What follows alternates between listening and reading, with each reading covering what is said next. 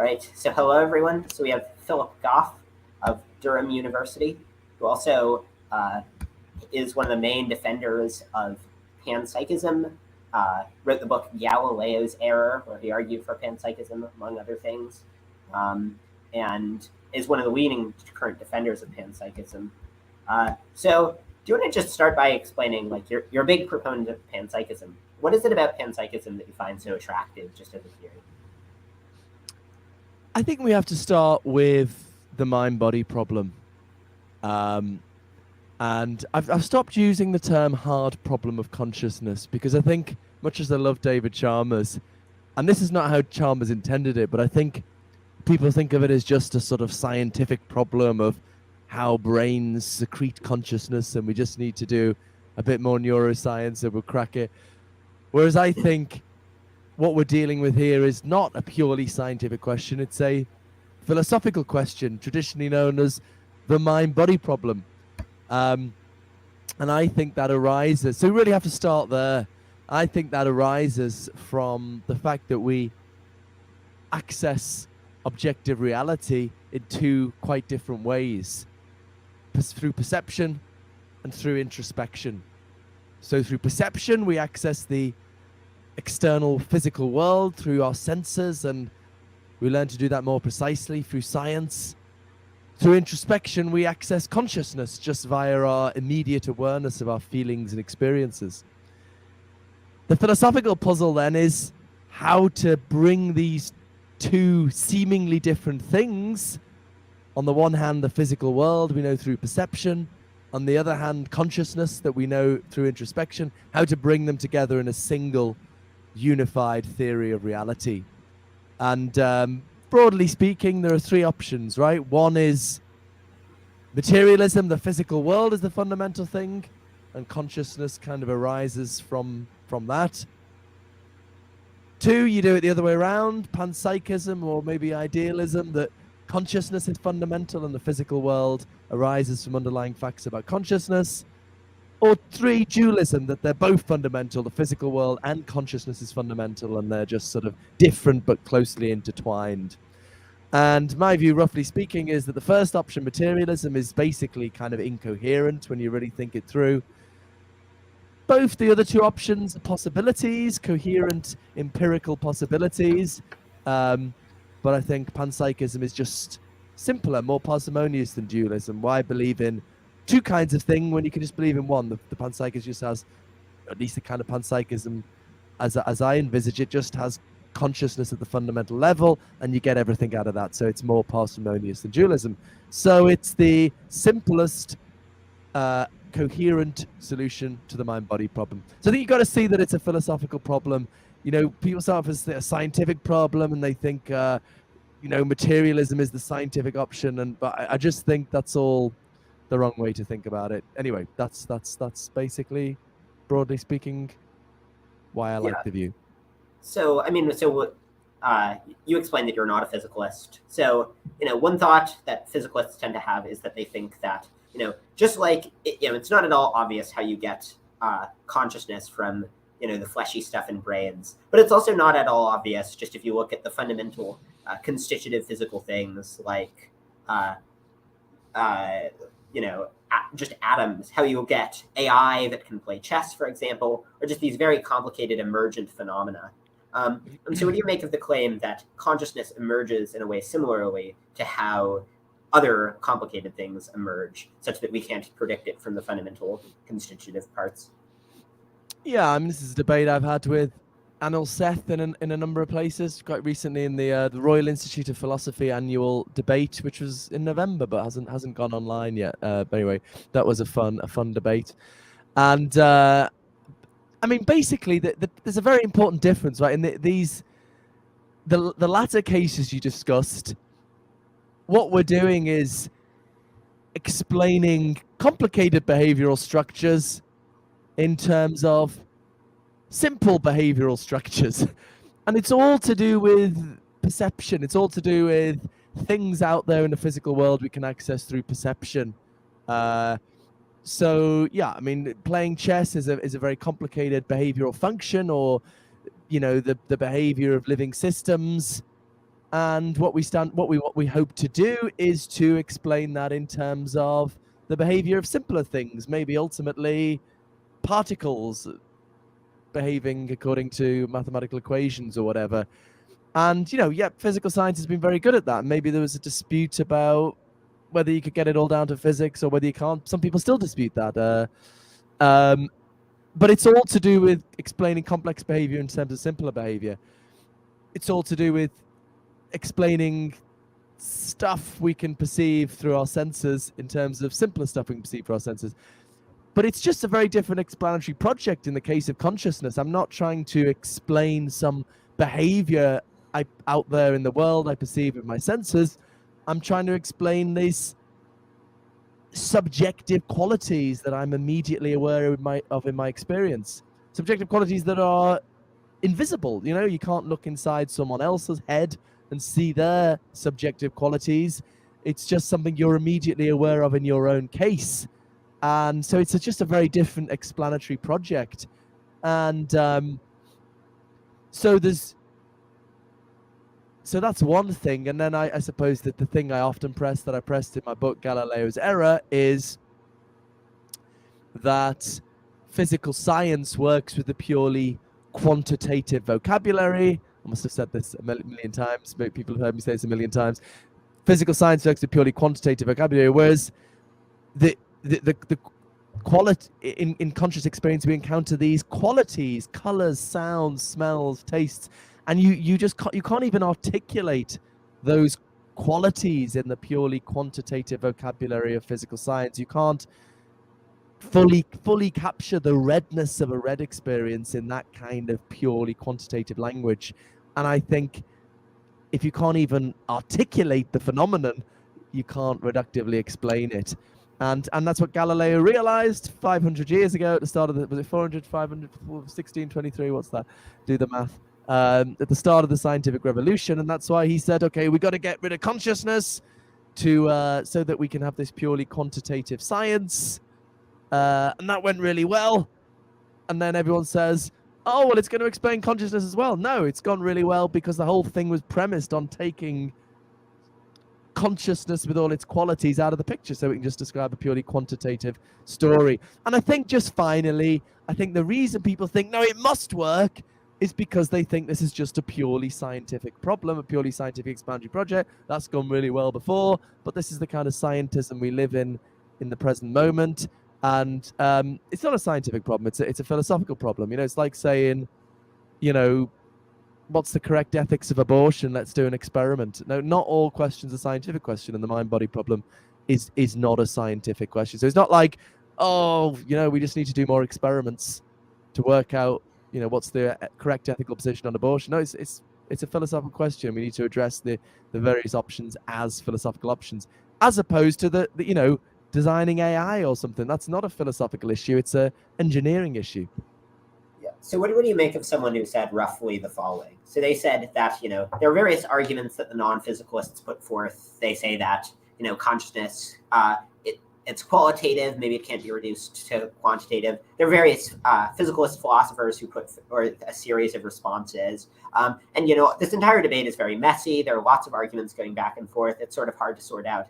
But what we know is, well, one, the physicalist theory, just if it works, is more parsimonious. So we have some reason to expect that if we're not sure about how all these arguments go, about whether, the replies to Mary's room work, for example, then we shouldn't do it. And two, that if we just look back at throughout history, the track record of people who have claimed that particular things can't be captured by the physical sciences tends to be relatively bad. So, people... every physicalist under the sun ever has always given the example of vitalism, except the ones who came before vitalism. And so the claim is that, all these philosophical arguments, they're very hard to sort out. There are roughly 1 million papers on the subject, just going back and forth. And so really, the clearest thing, just based largely on high order evidence that we should think is, our best model that we're informed of by physical science, that's probably correct. What would you make of that sort of thought? Yeah, again, this is very, very much the Anil Seth line, I think. It used to be that, every time you had an article in Scientific American or the UK equivalent New Scientist, it would say this. I think you see how much has changed actually. That there's many that's not as common as it used to be.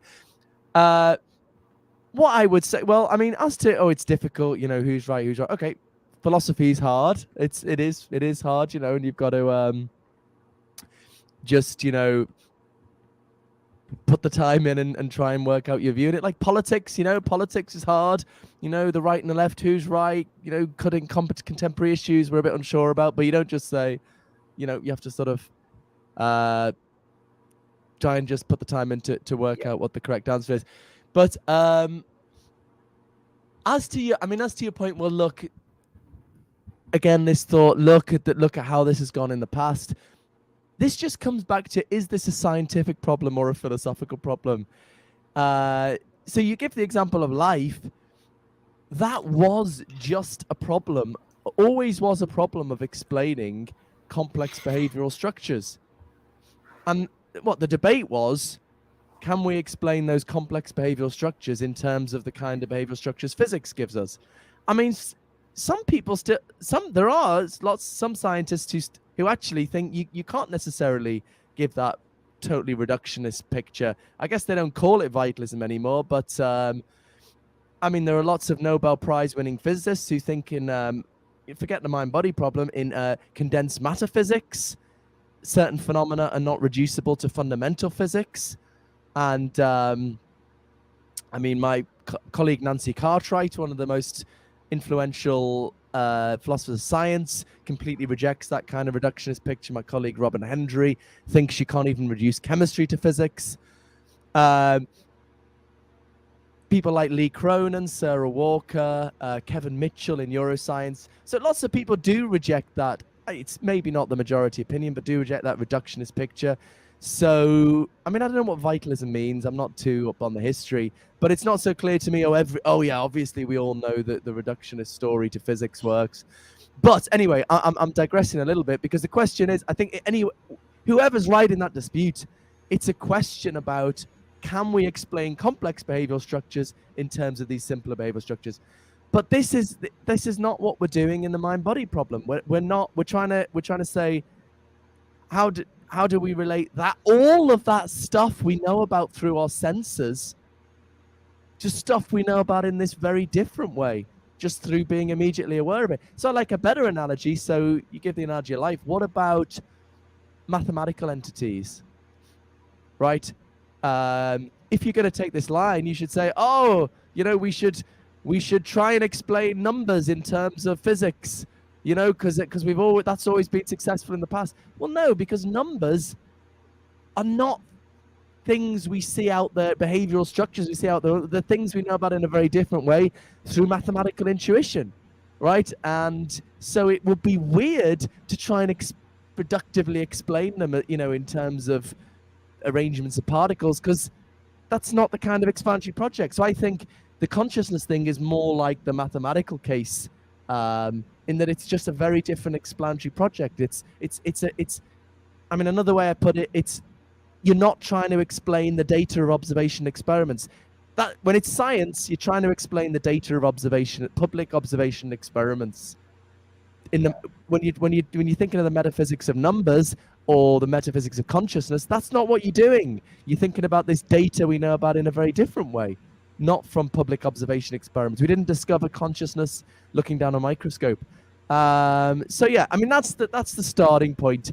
If it's a scientific question, wait for the scientists to do the relevant experiment. I just don't think it is a scientific question. And in fact, all the positions on it are empirically equivalent, at least in certain forms, which is another way of saying that this is not really an empirical question. Finally, it's not obvious physicalism is more parsimonious than panpsychism, given they both have just one kind of stuff at the fundamental level.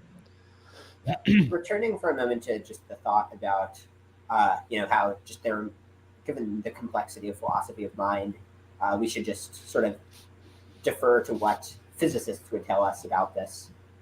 Given that, if it weren't for consciousness, we would lean towards that. You gave the analogy of politics is hard, the minimum wage is hard. But so, and I've heard Sean Carroll give us a similar analogy. But so I think the thought would be let's imagine you have some very complicated dispute in politics about whether, I don't know, the minimum wage will have deleterious effects on wages. And so you read, there are a million studies on this. You have some view, you're not really sure, you have like leanings in one way, and then you learn that accepting one conclusion on this requires rejecting fundamental physics, or requires adding other things to fundamental physics that physicists would have no reason to add. I think that the thought would be that unless you're really, really confident in the philosophical arguments, you shouldn't tamper with fundamental physics, or do things that vastly complicate the universe by I think that it's disputable whether panpsychism actually does that.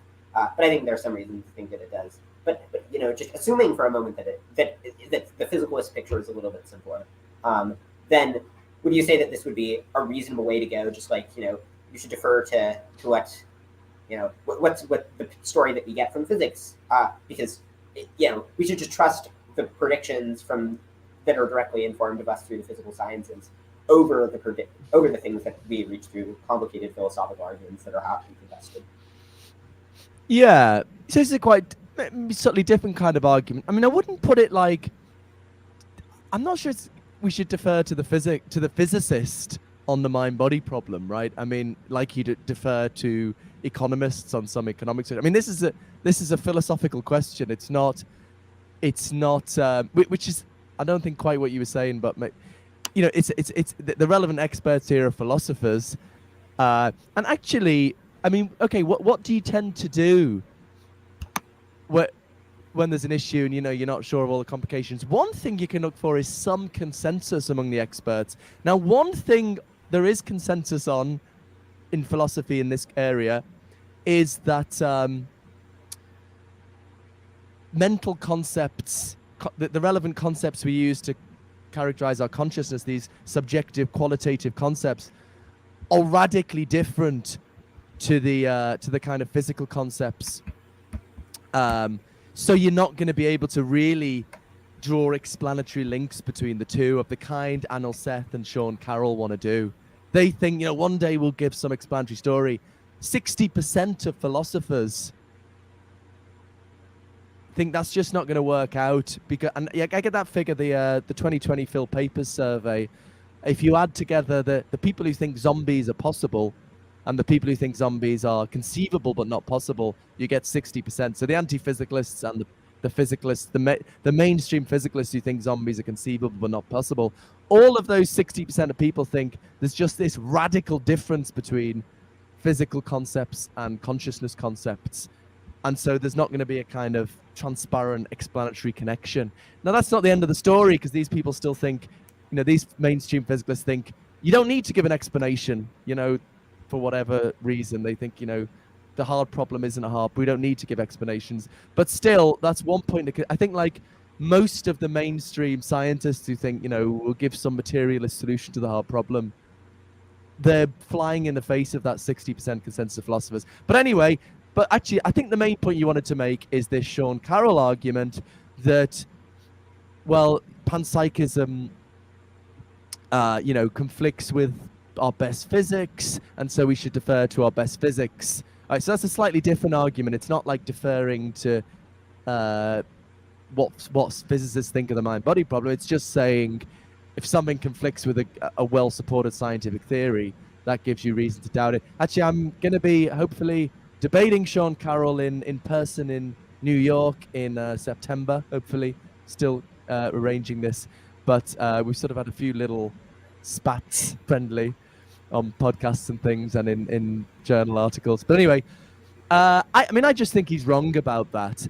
But this was the genius of Russell in the 1920s that contemporary panpsychists, this new wave of panpsychists, have adopted. Russell's insight is that because physics is purely mathematical, we can get physics out of some underlying story as long as you have the right mathematical structure. So really, what do we learn from the fact that physics is purely mathematical? Well, we learn that physics isn't really telling us much about fundamental reality. It's just describing its mathematical structure. So really, fundamental reality could turn out to be anything as long as it has the right mathematical structures.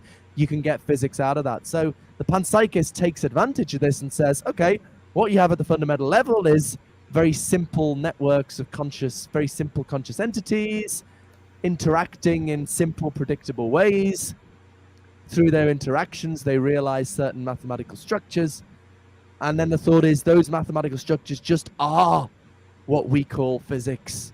And so we get physics out of underlying facts about consciousness. So you don't have to interfere with the physics. You just say, no, the physics is fine as it is. It's just that there's a deeper story about how all those mathematical structures that clever people like Sean Carroll, I wasn't using that sarcastically, but it sounded a bit sarcastic. Great scientists uncover these mathematical structures, while the panpsychists just say, well, there's a deeper level. It's real. Those mathematical structures are realizing something deeper as a result.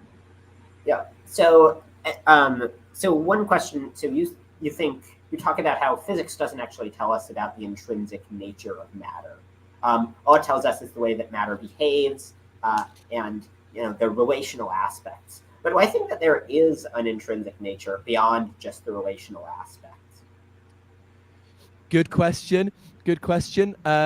So two answers. So there are arguments that try to show that that pure mathematical universe thing doesn't ultimately. It's incoherent in a subtle way, and this is actually what Russell himself tried to press. The argument is you get in a sort of vicious regress. It's a complicated, abstract argument, and it's hard to sort of make progress on it in argument with someone, in discussion with someone. But I don't think we need to press that line. I think we could just say, okay, I grant you maybe that's one possibility. The Max Tegmark, purely mathematical universe. Here's another metaphysical possibility, that those mathematical structures of physics are not fundamental. They're realized in the behavior of some simple entities with some simple conscious entities. That's a coherent mathematical possibility, and it doesn't interfere with physics, and it gives us a much more plausible solution to the mind-body problem. So that's the view we should go for. So even if Max Tegmark world is coherent, this is a better view because it gives a better account of consciousness. It leaves physics as it is. That's the thought. Okay. Moving to a slightly different subject. So I saw you had a debate with, I think, Brian Cutter about psychophysical harmony.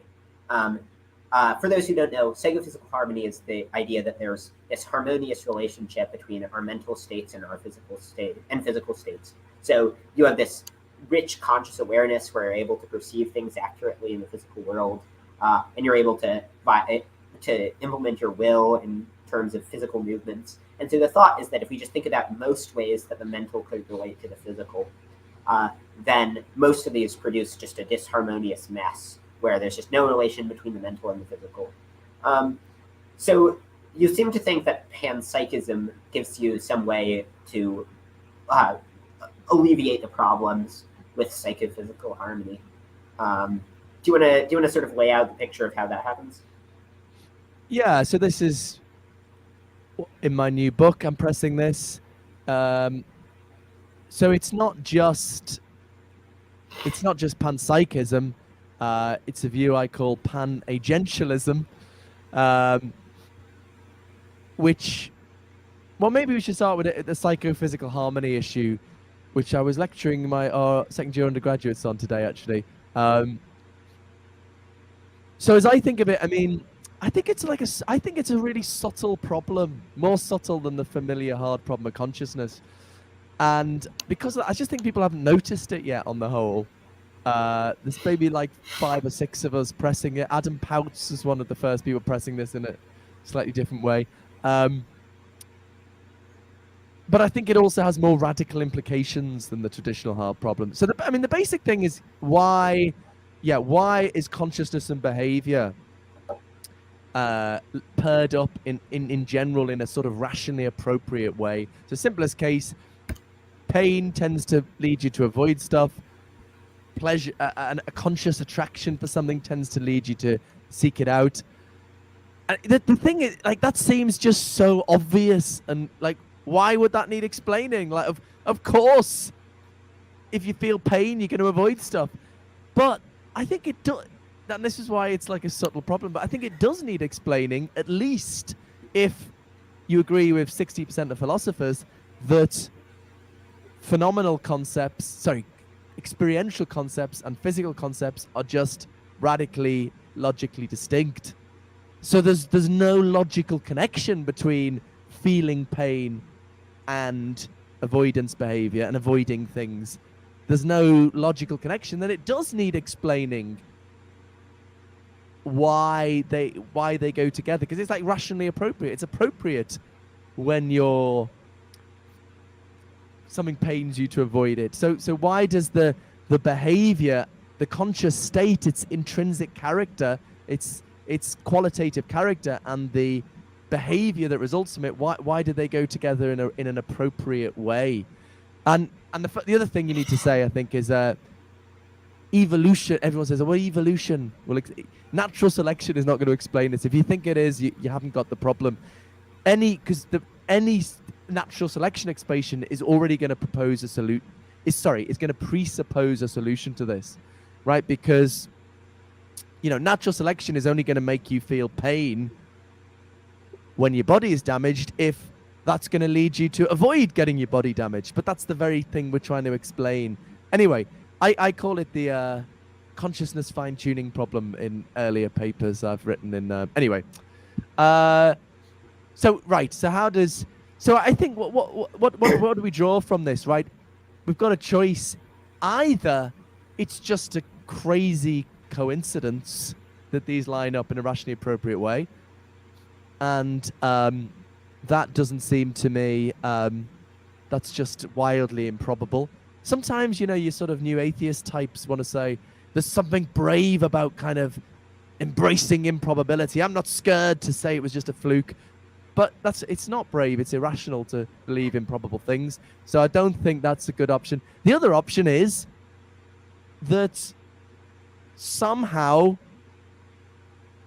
in its fundamental nature, the universe respects norms of rationality, which is weird, which is different to how we tend to think about things. Oh, sorry, my email's bleeped. I'll close that.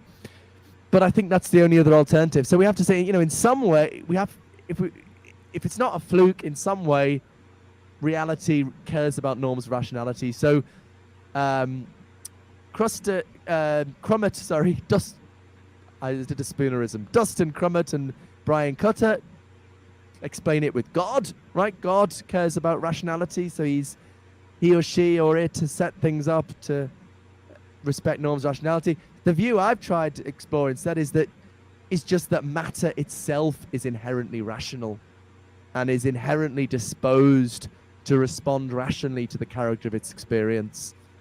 And at the fundamental level of particles are just dumb, and so they're just responding rationally by kind of doing what they feel like doing, and that's why they behave in simple, predictable ways. But then when you get complex organisms with conscious understanding of the universe, complicated organisms, not just human beings, then the rational responses they have is going to be much more complicated. But the thought is it's exactly the same causal principle.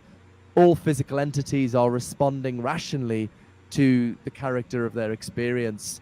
And my thought is once you've got that in place, then you do just need natural selection. So it's not that I don't think consciousness evolved through natural selection, but I think to make sense of that, you've got to presuppose something like God or panagentialism. Suppose you assume panagentialism, then evolution, natural selection, then has a motivation to give us complex conscious understanding of the world around us, because we're going to respond to that rationally and behave in a way that's good for survival. But you need something like that to explain why these two logically distinct things, behavior and consciousness, tend to come together in a rationally appropriate way. And I think this panagentialism is a much more simple and elegant proposal than than God and avoids the problem of evil and so on. So, I mean, more generally, this new book I'm working on is a sort of middle way between the omni-God and the meaningless universe. I'm saying, there's sort of some kind of purpose and goal-directedness, but it's not grounded in the traditional God. That's the more general idea. But I think perhaps the most original philosophical bit is this panagentialist solution to the consciousness fine-tuning problem. I'm fighting with Brian and Dustin over who gets the terminology. So they're saying psychophysical harmony. I'm saying consciousness fine-tuning. Join my side and call it consciousness fine-tuning. I think they've probably beaten me, actually. More people are saying their thing. Yeah, I think I think that psychophysical harmony is the best reason to give up a broadly naturalistic account of the universe. And I'm using broadly naturalistic to me to be sufficiently broad to include psychophysical laws. So it's a reason to adopt something like maybe theism or maybe something else sort of in that vicinity, thinking that the universe has some purpose or something like that. One question. So you make the gambler's fallacy charge about fine tuning. You claim that about the multiverse reply to fine tuning. Do you want to just sort of lay out the basic idea of that charge, and then I'll have some questions about that?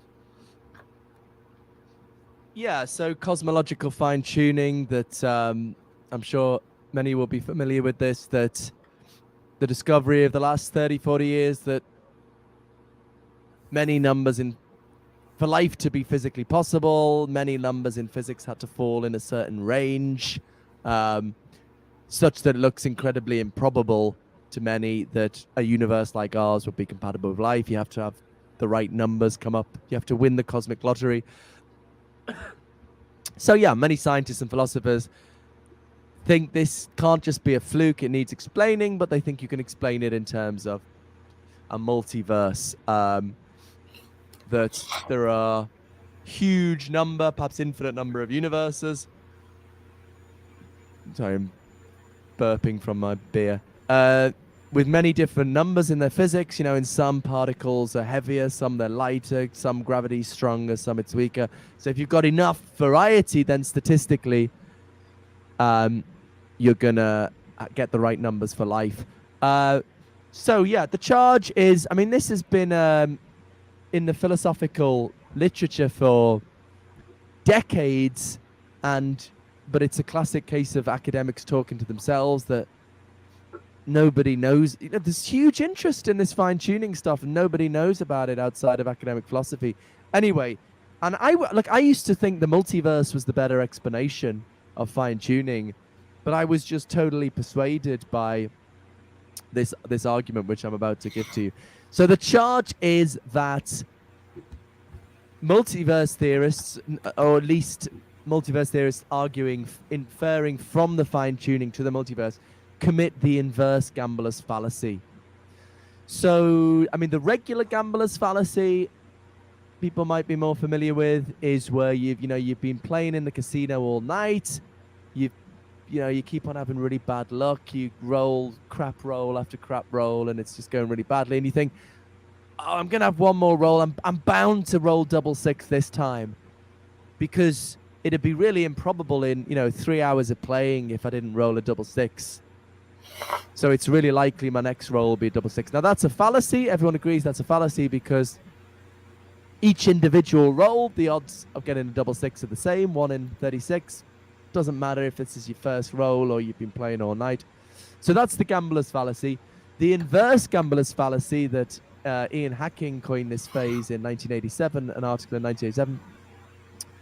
So you and I, Matthew, go into a casino, and the first thing we see is some guy just having an incredible run of luck. He's just rolling double six after double six, just getting loads of cash. It's just an incredible roll of luck. And I say, wow, there must be lots of people playing in the casino tonight. And you say, what? What are you talking about? All we've seen is this one guy. I don't know what's going on in other rooms. And I say, well, if there's only one person playing in a casino tonight, it's really improbable that someone in the casino would have an incredible run of luck. But if there are lots of people playing in a casino, then it becomes statistically quite likely that if there's enough people, it's going to become statistically quite likely that someone's going to have a good run of luck. Now, everyone agrees that's a fallacy. That's a fallacy because we've just observed this one guy. No matter how many other people are or aren't in the casino, it doesn't make it any more probable or improbable that this one guy will roll well. So the claim is this is exactly the fallacious line of reasoning of the multiverse theorist. All we've observed is one universe, and we think, oh my God, it's really incredible numbers. So there must be lots of other universes. So that statistically it's likely that one universe has the right numbers for life. Well, no, look, all we've observed is this universe.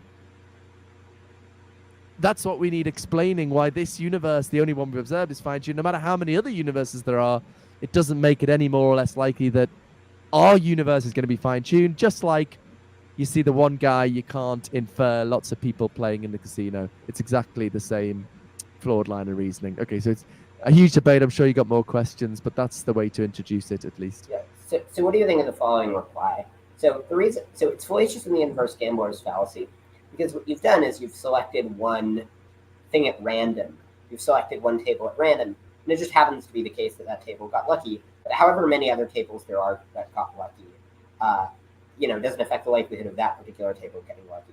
But the thought is that if you have some selection mechanism that only identifies the tables where a person got lucky, then in that case, it is the inverse gambler's fallacy. It's not the inverse gambler's fallacy. So suppose you had a device and it would beep only if someone in the casino got 5 6s in a row. Well, that would be good evidence that there are lots of people playing in the casino. And so the thought is that fine-tuning is more analogous to that, because in the case of fine-tuned agents, they'll only be able to observe the subset of universes that are finely tuned. So the universe that we're sampling is not a random sample that we've randomly popped into. It's only those where that we can detect. Yeah, good. So I think that's clearly, that is a line that's been pressed in response to this. So there are a couple of ways we can go with this. I think the most important thing is that I think we know at a theoretical level why the inverse gambler's fallacy is. I'll say two different things, and maybe one of them will be too complicated, I don't know. But at least the more important thing that might be a bit complicated is we know at a theoretical level why this is a fallacy. And it's because it disrespects a very important principle in probabilistic reasoning, namely the requirement of total evidence, which is that you always, in your reasoning, you always need to use the strongest evidence you have. So an analogy to make that clear, suppose Jack is accused of murder, and the lawyer for the prosecution says to the jury, Jack always carries a knife round with him. And suppose actually what is the truth is that Jack carries a butter knife round with him, right? And so what the lawyer said is true. He carries a knife round him, but it's misleading because he's not giving the strongest, the most specific evidence we have, right? It's not just anyone, it's a butter knife. And that's a very important principle in probabilistic reasoning, that you should always use the most, this logically strongest, it's, the most specific evidence you have. And that's what's going wrong in the inverse gambler's fallacy case, right? That they are the strongest, what they're reasoning from, in the flawed reasoning, what they're reasoning from is someone in the casino had an incredible run of luck. And that's true. Someone did, but that's not the most specific evidence we have. The more specific evidence is this guy in front of me had an incredible run of luck. That's the stronger evidence, and that's what you're rationally obliged to use as your evidence. So that is what goes wrong there. And I think that's exactly the same thing that goes wrong with the multiverse theorists. They're reasoning from our universe is fine-tuned. That's not the strongest evidence we've got. The most specific evidence we've got is this universe is fine-tuned, and so we're rationally obliged to use that. So really, I mean, to my mind, in a way that settles it, unless you've got a different explanation of, I will come back to what you said though, but unless you've got you've got some counter examples to the total evidence requirement, or you've got some other explanation of what goes wrong in the inverted gambler's fallacy. But I mean, I wrestled for some years with some putative counter examples to this, by various people, and I mean, we could go into this, but I read a paper by Paul Draper, which so I used to think for ages, what about evolution? Like, we don't want to explain why these particular animals exist. We want to explain, why there are complex animals. And I thought that was a counterexample to this principle that you need to use the most specific evidence. But Paul Draper and a couple of co-writers, I think he just did write this section, though, that makes this point. He just went into the Bayesian calculus, and you can separate out the strong and the weak evidence, and they're just not counterexamples. And that just blew my mind. I'd been trying to, for years, think how you can modify the principle to allow for these counterexamples. I just thought, oh my God, there aren't counterexamples. And so I'm, for that reason, that's really fundamentally what totally persuaded me. I mean, you're never 100% persuaded, but anyway, to come back to your point. So what's going on in that case? So you've all, sorry, do you want to? Can I just ask one? So what about the counterexample? So just to modify the scenario slightly. So you have some device, and it'll bring you to whichever table a person has rolled sixes. And so you have two, and so then you have a few hypotheses. The first hypothesis is that a person's cheating in the casino, and the second hypothesis is that it got lucky, or is that a person got lucky. Well, it seems like if you have the device that brings you to a table where a person got a series of sixes in a row, that you shouldn't, that evidence itself is not evidence between the two hypotheses for there being only one. If one hypothesis is that there's only one person in the casino and that person's cheating, the second hypothesis is that there are lots of people in the casino. It seems like that evidence is equally strongly predicted on both of them. And what you could say is that, well, actually, what's the strongest evidence in this case is the fact that not that there is someone at the casino who's cheating, but that there's someone at this particular table who's cheating. Not who's cheating, but who got a bunch of sixes. And you say, so given that that's the most specific evidence, only one hypothesis predicts that there is that one person at this particular table who's cheating. And so we should go with the design, I've lost the example a bit. Sorry, Matthew. Just run me through the scenario again, just to... So the scenario is, so you have no idea how many rooms there are in the casino. And you have some device and so there are two hypotheses that you're trying to distinguish between. Hypothesis one is that there's only one room and the person's cheating in that room. And hypothesis two is that there are a lot of rooms. And so you have some device that will bring you to a room where a person gets very lucky. They get 4 sixes in a row, let's say. So if you have some device, then, it brings you to a room. It doesn't seem like you now have evidence for the person cheating over the hypothesis that there are just a lot of people in the room, such that the odds of someone being like that is very high. But what you can say is that, the strongest evidence, the most specific evidence, is that when you get to the table, is that this particular person got a bunch of sixes, rather than that someone in the casino got a bunch of sixes. Yeah. So I think so one thing Roger White talks about in his classic paper on this is you've got to distinguish between a selection effect and a converse selection effect. So in a selection effect, the standard selection effect in the fine-tuning case is if we exist, then there's a fine-tuned universe, right? If we exist, that logically implies that there's a fine-tuned or a universe compatible with life. But But where you've got but there isn't a converse. The converse doesn't hold. It's not that like if there's a fine-tuned universe, we're going to be in it, right? And he, to make that clear, he imagines, a sci-fi scenario where we were once disembodied spirits and looking for a fine-tuned universe to go into. So as long as there's a fine-tuned universe, we're going to be in it, right? But that's not what it is. It's if we exist as a fine-tuned universe, but not vice versa. So I think all these cases where, you've got a machine that brings you to where a 6 is rolled or something. There are cases where it's a converse selection effect. Like if a 6 is rolled, I'm going to be there. And so I think that, and in those cases, yeah, you would have evidence. So I think they're disanalogous to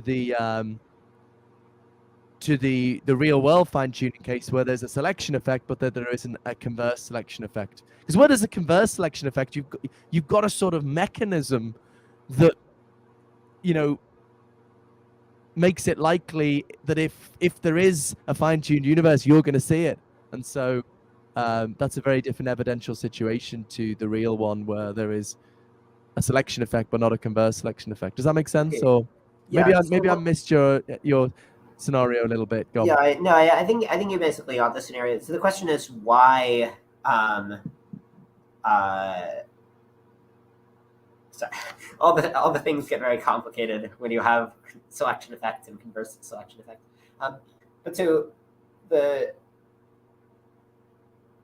question would be, so let's imagine that one adopts like sort of reductionist views about personal identity. So they don't actually think that in any particular universe there's really a fact about whether you're in the universe or whether there's just a being that's a lot like you in a lot of respects that's in the universe. They don't think that you have a soul that sort of binds to various things.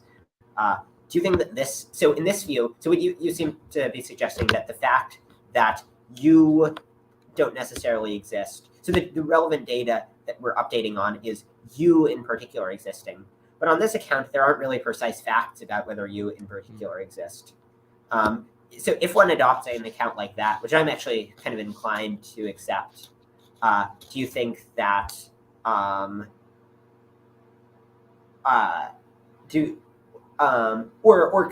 suppose one also adopts just another account, which is the account given by humor, on which there are souls, and the souls actually can bind into a new physical form after you die. So, and he has various arguments for this. So as a result, it is more analogous to the case where we start out as souls in heaven, and then just if there are particular physical things with the right attributes, then the soul binds to them in the right way. If we adopt either of these views about personal identity, do you think that the problem evaporates? Who thinks that? Michael Humer? He does. Yes, he believes in the soul. He has a paper he has a paper called "Existence is Evidence of Immortality." Oh, I didn't know. That's interesting. So I mean, some discussions. Some people criticize White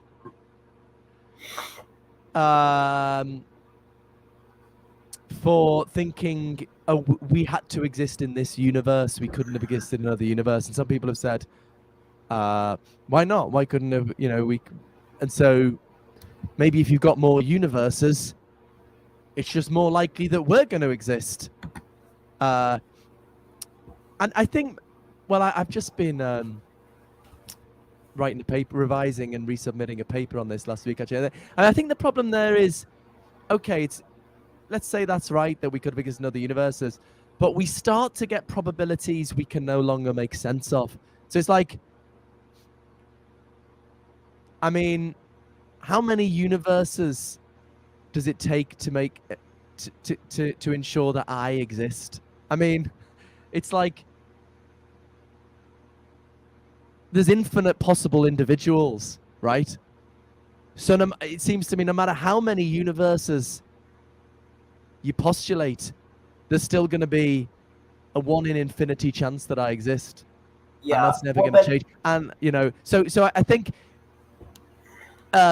we just get an intractable probability. And so this is why it's very different to where you have an inverse selection effect, where you've just got a mechanism where your evidence is rendered more likely by, you know, a multiverse or something.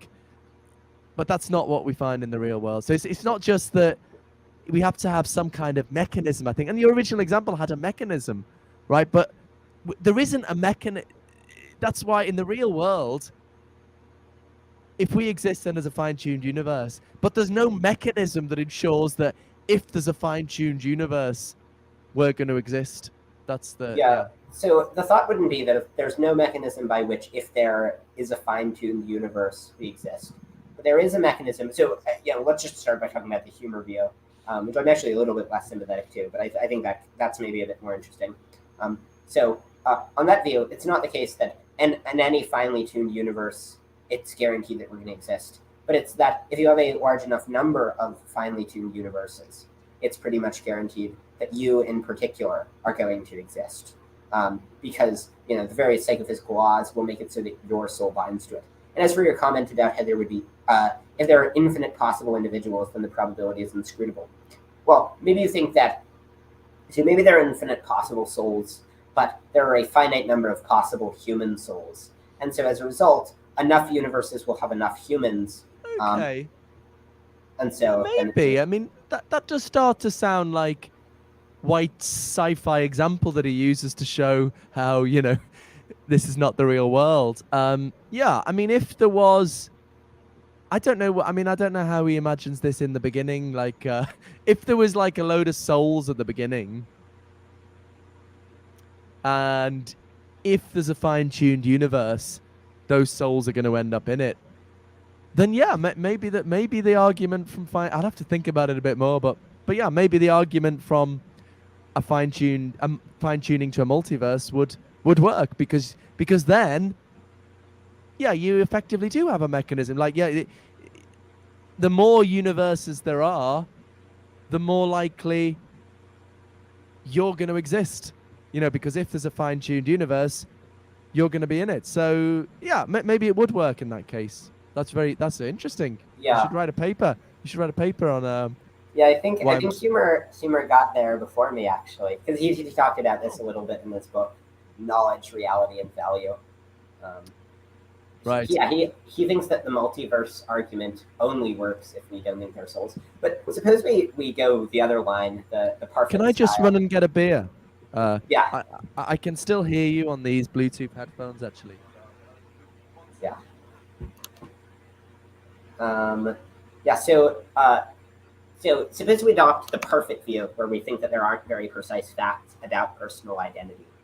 Then I think that we would want to say that, the relevant piece of information isn't that you in particular exist.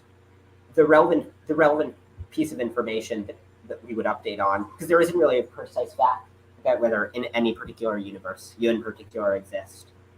Instead, the evidence that we want to update on is just that there is a being that's sort of relevantly like you in the physical respects. And so in that case, I don't think that there's that it makes sense to say that what we update is just the evidence that you in particular exist. Just one thing is, I think that I'm inclined to accept I currently am only a little bit I find the soul theory and the sort of humor view to be more plausible than the various mixes between theism and atheism, various middle grounds. I guess maybe some people think of that as a middle ground. So I think that if this gets out of it, then I would, even if I were convinced that the original gambler's fallacy charge went through, then I would just accept the soul theory. So what do you make the perfect style? Yeah, that's very interesting. So maybe Michael Humer's view would solve this. I don't think I agree with you on the point that if we have a more loose notion of personal identity, then we'd have to move to looser facts. Because I think what you're neglecting there is that in any Bayesian calculation, we build a lot into the background evidence. So it might be just we have in the background evidence that I exist. In a lot of cases, we have when you're doing an experiment, you have in the background evidence that we exist, and we're considering various possibilities that might emerge from the experiment. And so, so look, there is a classic charge to the whole fine-tuning argument for design or whatever, or cosmic purpose, that how do you constrain the infinite number of possible worlds, the infinite range of that the values could be. And I've always thought that's not a good objection, because you always build stuff into the background information. As long as you're not cooking the books, you can just put in the background information that that the constants are in a certain finite range, and there's a fairly natural way of as long as there's a natural, non-contrived way of doing that. So that's what you need. You need to you can't work with probabilities of 1 over infinity. So you need to put stuff in the background information so you get a finite, manageable set of possibilities.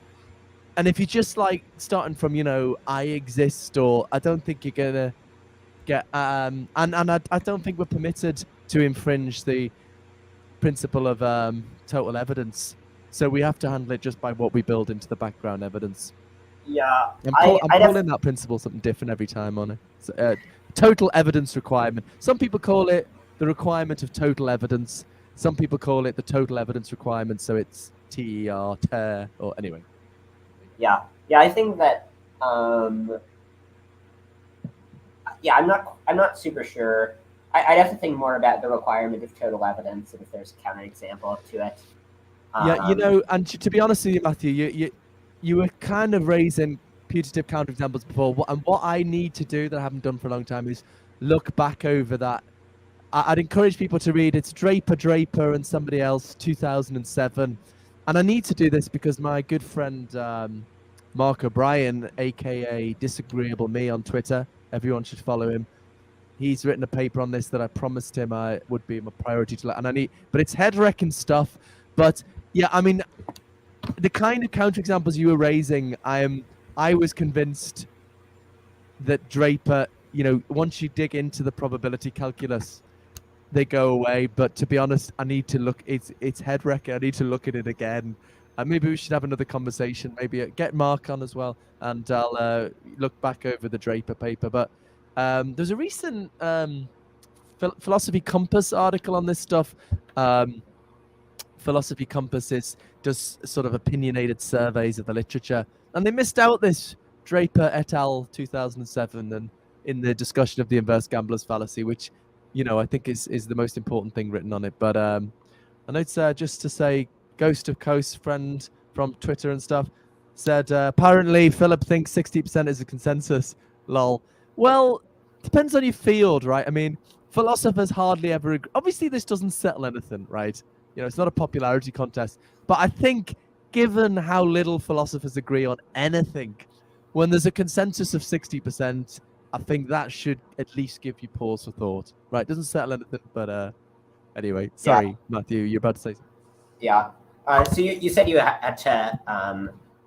We can carry on. Around. Should we carry on? Okay. We can carry on like 15 minutes or something if I'm. Okay. Cool. Having fun. Yeah.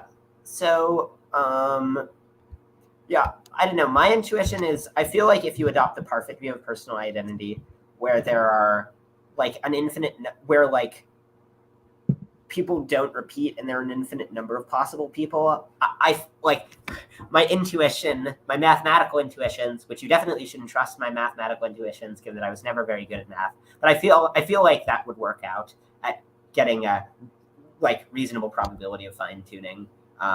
But I've not done the precise Bayes math, so I'm not too sure. What would be the evidence though? So what's the evidence that I exist, or that? No, but I think you can't infringe. I think the evidence isn't that you exist, because on this account there isn't a precise fact about whether you exist.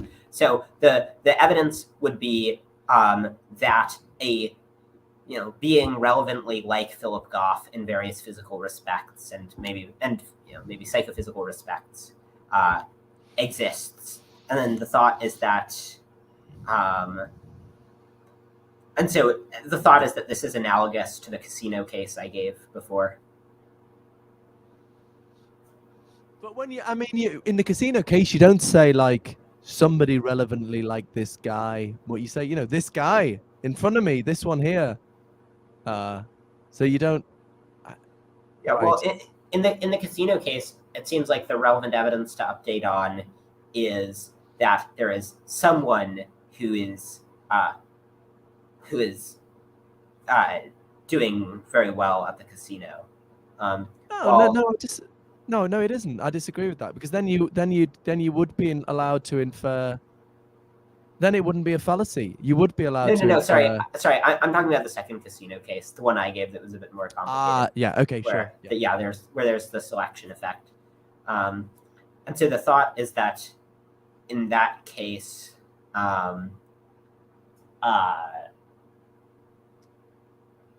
it's more, it all gets very complicated. But yeah, I think I see your point, and I think, yeah, I do. It sounds like I'm dodging the question, and I am, but I'm just being honest that I need to look. But let's both look back over the Draper et al. 2007 and how to think about these cases, because there do seem to be putative counterexamples, like you don't say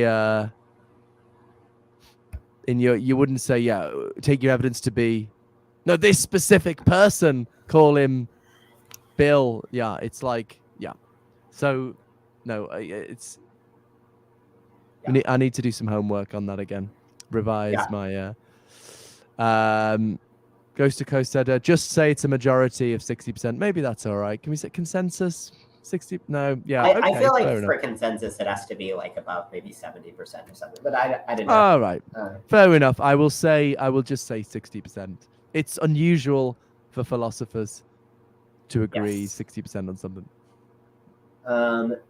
Yeah. One question I'd have: what do you think of the vagueness argument against physicalism? That it seems like for any being, there's a precise fact about whether it's conscious or not. But this is not true of other physical things. There isn't a precise fact. Like there are borderline cases of whether something's a chair or whether something is, I don't know, like alive. And, for anything that we can think of, there are going to be borderline cases for the physical thing.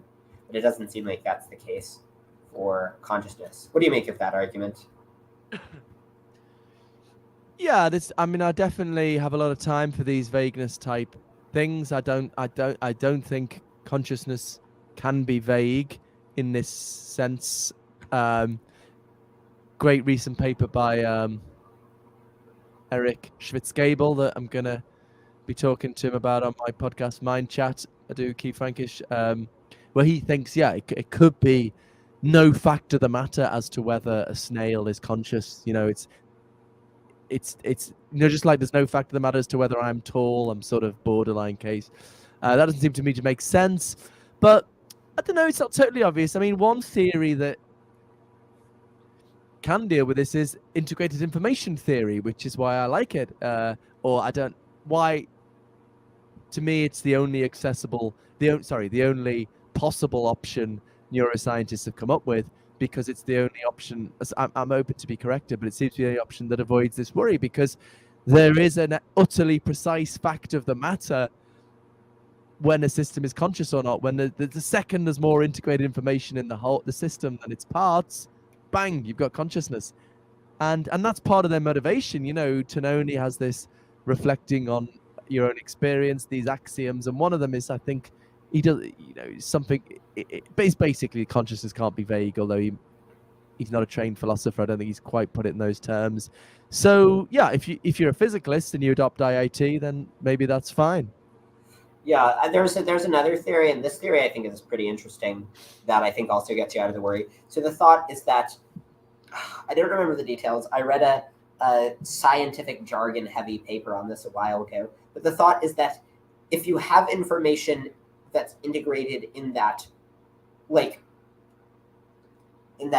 you have some input that changes, and then later that results in another input that changes. So it's integrated across time rather than changes happening simultaneously.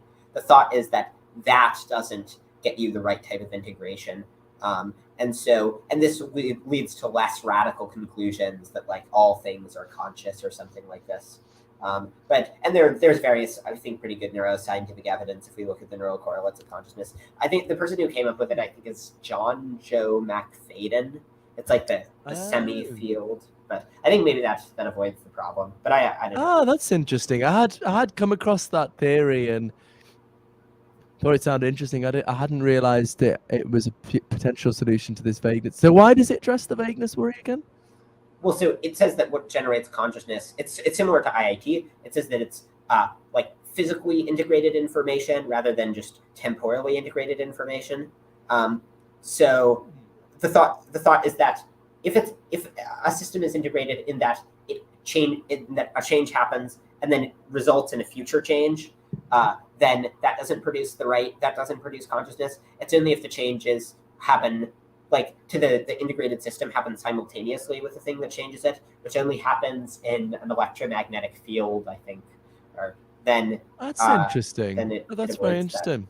That. So maybe that's another option. And I said I'm happy to be corrected, and maybe I've just been corrected. Yeah, I feel like the vagueness worry may be more of a problem for the versions of physicalism that are wait, I'm now blanking on the name of the theory. The one that says it's like you get consciousness from some process, or like from some. It's contrasted with identity theory. It's functionalism. Functionalism, yeah.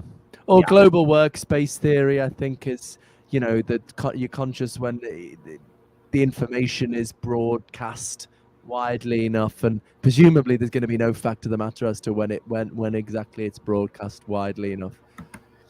Yeah. So.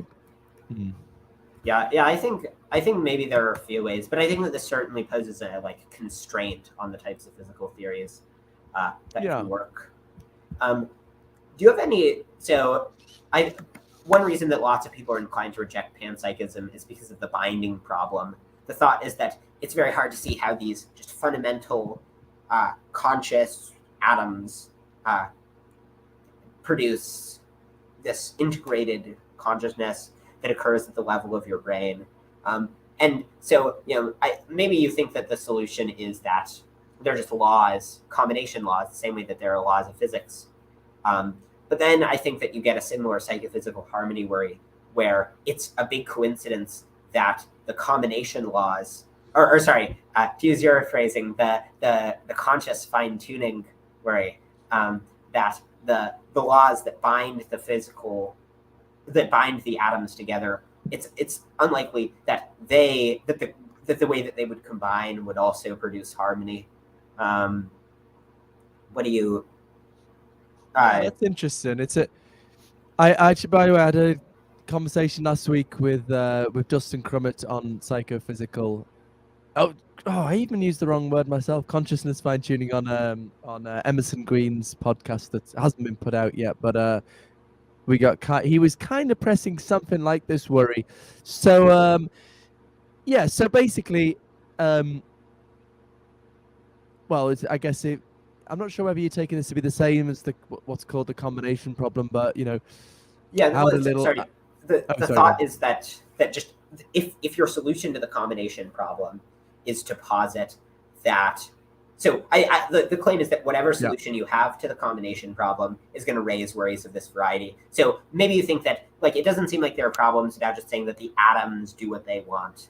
But it seems like there's this strange coincidence. If the atoms doing what they want somehow leads to this global whole complicated being, and then that also is able to do what they want and have an integrated system of the physical. And so the thought is that it's not even clear that there is a good solution to the integration problem. But even if there is, this is going to pose significant worries about conscious fine-tuning. So I am inclined to have more of a non-reductive story where you put it in terms of extra laws of nature to bridge the gap. I tend to prefer thinking that the particles have fundamental combinatorial capacities, but in the same way, it's just a primitive fact about these particles that in certain combinations they unify into a conscious system. A lot of people say to that, which is the worry I thought you were going to raise, well, why not be a dualist? I think someone said that I noticed you tweeted questions for me, and someone said, why not be why not just think it's non-conscious particles that have basic capacities to combine into a conscious system? And then the answer there, I think, is parsimony. It's just that ends up being a sort of David Chalmers style dualist, where you got physical properties and consciousness properties, two kinds of fundamental property, whereas the panpsychism just has one kind of fundamental property, and that's a simpler view. So panpsychism earns its value by reducing the physical world to consciousness. If it can reduce biological consciousness to particle consciousness, that's a bonus. But I still think it's more attractive than dualism because of that reductionism of the physical world to consciousness. I mean, in my forthcoming paper, How Exactly Does Panpsychism Explain Consciousness, I do try a partial reductionist position. So that might be a bit more of a parsimony game. But your worry, yeah, I'm not sure why that worry occurs. Why it's the so there is this worry of psychophysical harmony worry, and I would address that with this panagentialism, that panagentialism plus natural selection, that any conscious system responds rationally to its experience, and then that gives natural selection a motivation to give us conscious understanding of the world, so we'll respond to it rationally and behave better. You're going to need these basic combinatorial capacities, but I don't think the basic combinatorial capacities need to be fine-tuned in any way. They just make whatever conscious wholes they make, and then natural selection comes in and wants those conscious wholes, whatever they're like, whatever they are, to have conscious understanding, because then they'll respond rationally to it and behave better. That's the kind of picture. So I think that this actually does work. I don't think that it has that it has the psychophysical harmony problem. I mean, I think maybe this view seems good. One question, I had some question about that, which I'm now forgetting. One question in this vicinity is, I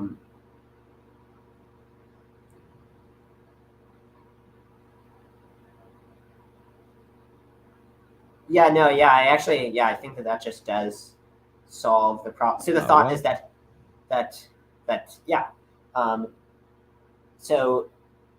though I guess I'm not quite seeing what role natural selection plays in this. I mean, obviously you think natural selection happened, but do you think that they started out disharmonious and then natural selection made it so that they started being harmonious? Because it seems like on the account that says that all beings act rationally-ish, that once they combine, it would just have to start out psychophysically harmonious, just the same way that the atoms have to start out psychophysically harmonious.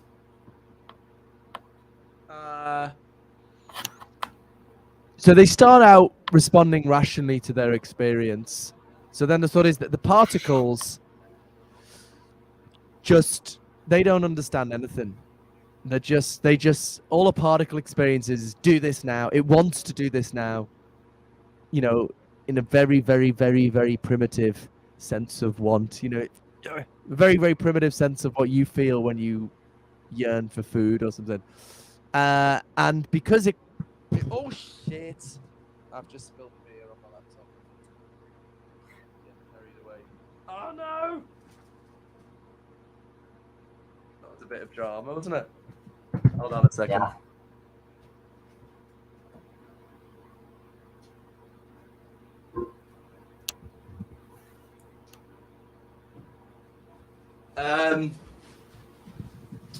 And then because they don't have rational understanding, conscious understanding, the only could you hear me then? The only rational response available to a particle is the simplest rational response. Do what you feel like doing. So I think that is a rational response. It is rational if you feel like doing something to do it, but it's just that it's the crudest kind of rational response. If you're a normal functioning human being and you yearn to do something, you can think, is this a good idea? I'm on a diet. Do I want to eat that chocolate? But particles can't do that, so they just have the simplest rational. But then when you get more complex creatures that have a tiger, for example, that is different to a particle in at least two ways, apart from being furry. It has conscious understanding of the reality around it. It knows that there are other tigers and different places and stuff. And its desires aren't just do this now. They're embedded in that complex understanding of the universe, the reality around it. You know, it wants to mate, it wants to eat, it wants to sleep sometimes. And so its rational response is a more complicated one. So natural selection has a motivation to give you the kind of consciousness of a tiger because you're going to respond rationally to it, and that's going to help you survive better because you've got this, you know, complex engagement with the environment. And so that's where harmony, so there's, I mean, in some sense the harmony is primitive in the sense that it's just the rational responsiveness is primitive, but then giving you sophisticated conscious understanding of reality, that's what natural selection does. I mean, I haven't given you an explanation of like the mechanics of that. You know, like how do you generate conscious understanding or whatever, but I'm giving you is a motivation for natural selection to want systems that have that kind of consciousness. Yeah. And then they're going to respond rationally to it because that's the primitive, that everything responds rationally to its experience. Yeah. So you say everything responds rationally to its experience. So, I mean, that seems false. Like, it seems like, you know, you have Keith Frankish responding to his experience by saying illusionism is true, for example. But so it seems, wouldn't it be a better way to go to just say that everyone does what they desire to do at that moment? And so you say that the fundamental, like, atoms, they just have a very simple set of desires. And then, and so then, you know, this explains it. Well, I think that they are acting rationally. Yeah, so, I mean, I do consider in the book, actually, two ways you can take this. You might have a sort of Humean view where, yeah, everything is just pursuing what they feel inclined to do. It's just more complicated in the tiger case. I'm inclined to be a bit more on the sort of libertarian free will side of things, where I think, you know, when you get human beings, they make judgments about, I didn't close my emails, they bleeped again. You can make judgments about what is valuable and what is worth doing, and I think often when we deliberate, I mean, this is the big, yeah, I think the Humean picture of motivation is a dogma that people get stuck with, and I just don't think it's true. I think most of the time, when you deliberate, you think, it's not like you're thinking, these are my goals, how can I best meet them? You're thinking, what's worth doing? You might think, what do I want to do with my life? What's going to be a meaningful life? What's going to be worth doing? Or in a more trivial sense, I think, I was arguing this with my wife, who's a philosopher as well. I think when you're deciding from a menu, you're thinking, what would I enjoy? Because you think pleasure is valuable. You're not thinking, I have a goal to, you know, have a satisfying meal, and you're thinking pleasure is worthwhile, what would I enjoy?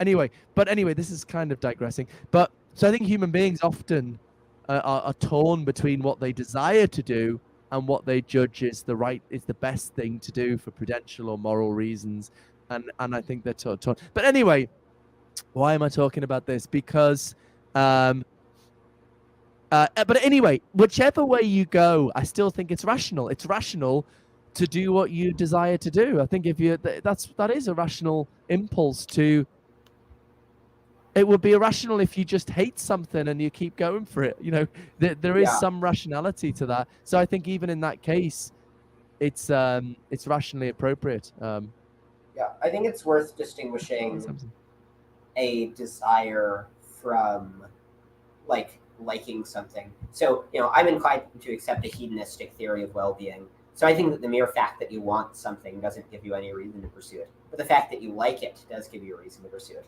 But so, like, it seems simpler to think that that the particles, they just have desires that are just grouped to go left or right or something. And then, I guess I'm not sure why, like, if we think that, then we would think that they're rational if and only if we think that one has some reason to, the mere fact that you desire X gives you some reason to pursue X. And I'm inclined to think that that's not the case. But yeah, I feel you actually. I do feel this a bit myself actually, and there's maybe a bit of a tension. I do worry about that actually. There is a bit of a tension in my. I used to think, yeah, just because you're. Well, there's three different things philosophers use the word desire to mean, right? One is you yearn for it, a conscious yearning. Two is you would enjoy it, whether you're yearning for it or not. It might be when you're looking through the menu, you're not sort of salivating, thinking, well, you're just thinking, when I get that, I will enjoy it.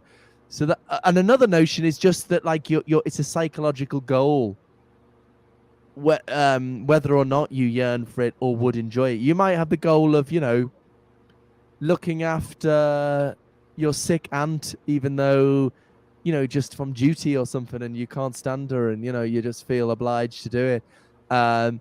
So in the third sense, and I think that's the relevant sense for a Humean theory of motivation, just those psychological goals. Yeah, I agree with you. Just having a psychological goal doesn't give you reason to do it, because it might be a stupid goal. I mean, I talk in my book about if you just have the goal of counting blades of grass, that's just a really pointless goal, and you don't enjoy it. But I think maybe when you yearn for something, maybe that does give you a reason. I don't know. I see what you're saying, though. I'm not sure. I do say this in my book, but I do worry about that. Yeah, probably have to go in a few minutes, by the way. But come. Yeah, one question that I just like to hear your answer to before you go is, what is your most controversial opinion? I think that's always a fun question to ask people.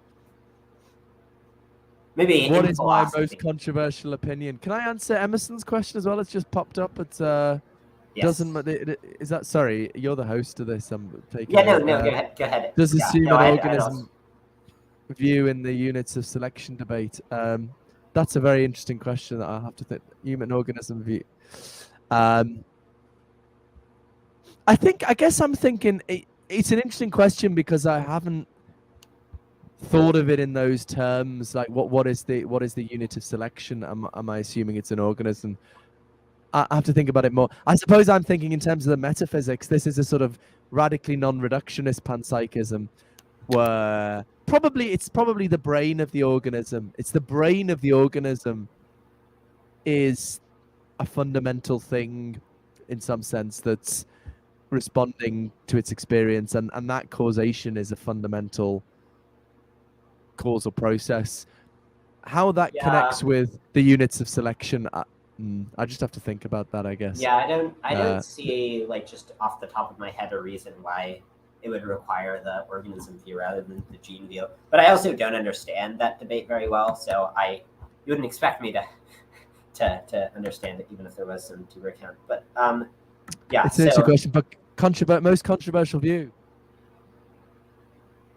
I guess it's got to be this panagentialism, hasn't it? I suppose I feel like this panagentialism is much more of a departure from our standard scientific worldview, And I don't, I think people think I'm a kind of controversialist or something. I feel silly defending these things because I'm from I'm as much from a sort of secular worldview as anyone, and you're trained to you're you're absorbed in this. You feel silly defending these things. And I was talking to my friend of mine, John, I was telling him about this panagentialism, and he was saying, "Oh, it's just your Catholic upbringing." I was raised Catholic, but actually, I think the biases from the secular world I live in, especially in the UK, are much more of a worry to me than Catholic upbringing. I don't think that affects me hardly at all. Yeah. I think we're so trained to be alert to religious biases, but we're not trained to be alert to the biases in a secular upbringing. That's every generation. We tend to think the people who opposed Copernicus and couldn't accept that the Earth wasn't in the center of the universe. They're so stupid. They were just religious idiots. But I think every generation absorbs a worldview. So I think panpsychism. People used to think, oh, that's really radical, but really, it's just a little sprinkling of consciousness at the fundamental level. You've still got particles, fields, mathematical laws. It's still basically the scientific picture, and I think people have kind of got used to it. I feel like I get less abuse on Twitter than I used to. My mum used to go, "Why are you getting so much abuse on Twitter?" But no, it never really bothered me anyway. But I think people have kind of got used to panpsychism, and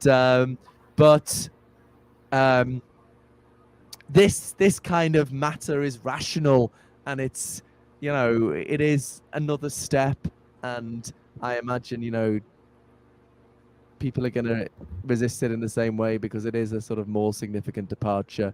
But I think it's because it's just a matter of taking the evidence of consciousness seriously.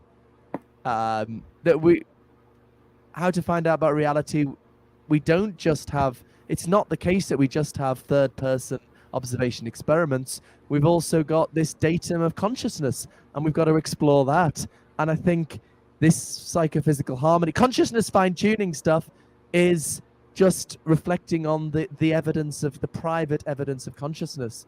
And I do think ultimately it is going to lead us to a very different picture of the universe when we get out of this scientistic rut that we're currently going through, which I think is just caused by being blown away by how great technology is and stuff, and start taking consciousness seriously. I do think it's going to ultimately lead us to a very different perspective on the universe. But at the moment, it does feel very silly, and I feel a bit silly talking about it. So yeah. I guess I mean, I don't have a Catholic upbringing, and I'm now very sympathetic to this pan-experientialism.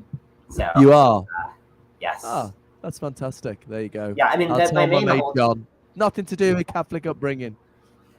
Yeah, I mean, I basically think that I think psychophysical harmony is really puzzling, and so anything that explains it, I'll be very sympathetic to, even if I previously thought that it was just a terrible theory. Yeah. So what are you doing at the moment, Matthew? Are you studying or teaching philosophy, or is this? I'm currently an undergraduate studying philosophy. All right, that's really cool. That's really cool that you're obviously quite knowledgeable about these matters, and yeah, it's great, this emerging world of philosophy bloggers and with some really high quality philosophy going on. Yes. Oh, I also blog about philosophy, and you should all check out my blog where I talk largely about philosophy. It's called What's that called? Bulldog. Bentham's Bulldog. Yeah. So I've got a blog. Do people do you do blogs, or is Substack better, or what? I just worry. I think Substack's a lot better. Yeah, mine is on Substack. Should I be moving to Substack? I think you should be moving to Substack. I think all people should be moving. I think why is that so great? Well, so one big advantage is Substack makes it so that whenever you send out a post, it emails the post directly to people who are your subscribers. And so people don't have to just intermittently remember to check your website to find a new article. They're just automatically notified. And then also, I don't know, just the formatting on Substack's quite nice. It's easy to do block quotes, for example. I don't know, I just think Substack's just great in lots of ways. And then also when you're on Substack, lots of other people who are on Substack can recommend you. So I've not been paid by Substack. Maybe I'll move to. I haven't done my blog for ages, but it's my every year it's my New Year's resolution to write a blog post every month. But anyway, yeah, I better go and wind down and talk to my wife, and I have to go to bed very early these days because little kids wake me up early. But Right. this has been very enjoyable, and maybe go back over Draper et al. 2007, and maybe we can talk about those counterexamples again. I do need to wrap my head around that again before the book comes out.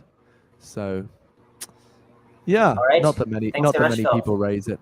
Thank you very much, Cool. Matthew. Lots of fun. Enjoyed it. All right. Talk later. Thanks for watching, everyone. Bye-bye.